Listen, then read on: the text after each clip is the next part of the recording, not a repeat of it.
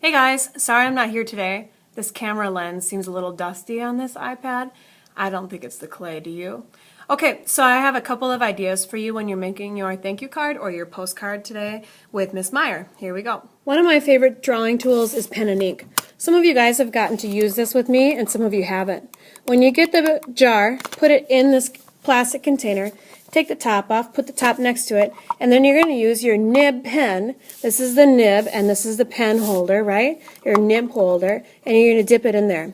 Now you can draw onto your card, your thank you card, or your postcard on the back, and it'll give kind of a cool artistic look. If you're going to do the thank you cards, make sure you fold them in half. The best way is to just match up the corners perfectly, hold it down, and then do the crease. Okay? And think about some ideas before you start. I'm going to give you maybe 2 or 3 ideas here of things that you could do kind of on a winter theme. The first one is a snowflake, and if you draw really lightly with a pencil and you make a 6-pointed design, then you can add things to it on each side so that it's the same every time. Doesn't have to be perfectly symmetrical. Every snowflake is different, right? You could kind of add some designs like this. Go through it, making sure that every time you do it on one side, you do it 5 more times all the way around. And I'll show you the next part. Now, taking my pen tool, I'm going to outline some of these designs, and I'm going to kind of go around my pencil line, making the whole thing a little bit thicker. This may not be entirely possible, especially if you've drawn small. So sometimes you can just actually just go straight over your pencil line. But I'm going to rotate through and go around the whole thing, trying to outline, kind of giving space around all of my pencil. And then my last step will be to erase that pencil once my ink is dry. So I'll show you what I mean. So here's my finished design. I'm going to set that aside, maybe start another one, let it dry, and then go in and erase my pencil lines. I could also let it dry and then I could color it with some colored pencils or something like a light blue to give a cool effect. So that's sample number 1. Drawing number two will just be a snowman. With the snowman, I'm going to do 3 balls. That's pretty typical. And I'm going to start out on the bottom one, and I'm just going to do kind of like a U shape. Okay. Then I'm going to come in with the second one, and my second one is going to overlap my bottom one a little bit so that it looks a little bit like it's hanging down. And then my third one, I'm going to draw, but I'm going to actually stick in a carrot nose first, and then come in and draw my third sphere, dipping down, and this will be my smallest one. Finish my second sphere and my first sphere. Okay. And now I want to add a hat. With a hat, you can go the other direction. Actually, have it dip down like this if you'd like.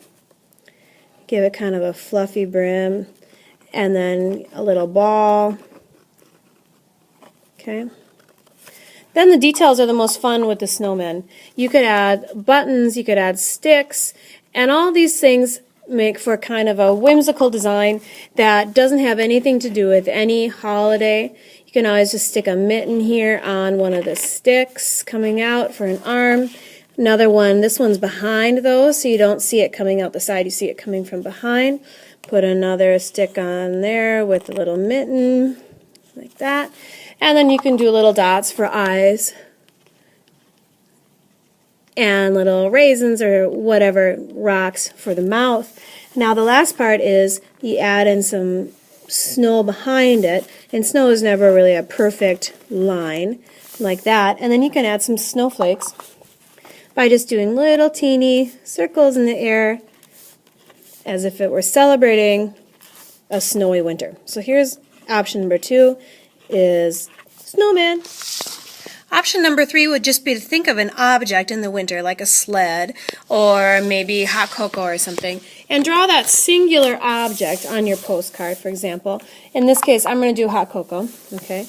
So remember, with the cylinder, you do a curved line on the bottom, curved line on the top, and then you kind of finish it off with an oval.